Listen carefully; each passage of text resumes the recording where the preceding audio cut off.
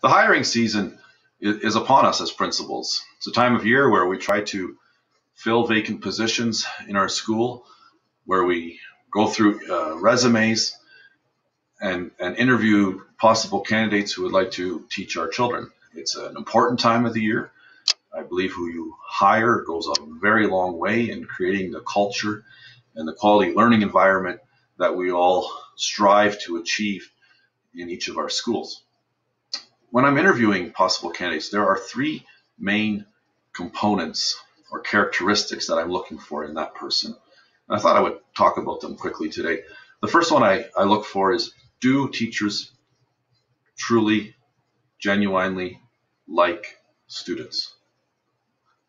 And that's not as straightforward as one may think. When interviewing teachers, I've had a variety of responses, and that include, no, I doesn't matter to me if a student likes me or not, as long as they respect me, as long as they listen to me, as long as they learn from me. More and more research shows actually that students, if they don't like their teacher, don't learn very well in that classroom. You know, one of the best answers I ever received when I asked a potential candidate, do you want students to like you, was, of course I do. But sometimes they're not going to, because I'm also the adult in the room that has to make decisions that may be unpopular at times. And I thought, what a great response. Understanding our role, understanding the need for relationships, for strong relationships, but understanding our professional responsibilities as well. The second thing I look for is, can a teacher deliver an outcome? We have the program of studies, or some people refer to it the curriculum. It needs to come into the classroom.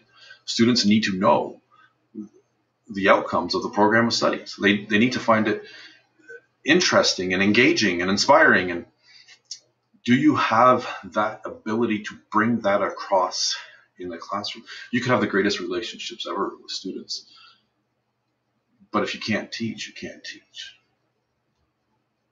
Third thing that I look for is, do you have the ability to reflect as a teacher? Do you pause and look at how a lesson went? Do you realize when things aren't working well? Do you recognize that you're reaching most of the students in the class, but there's a few who aren't, and do some research to figure out how you can reach those two students who are struggling?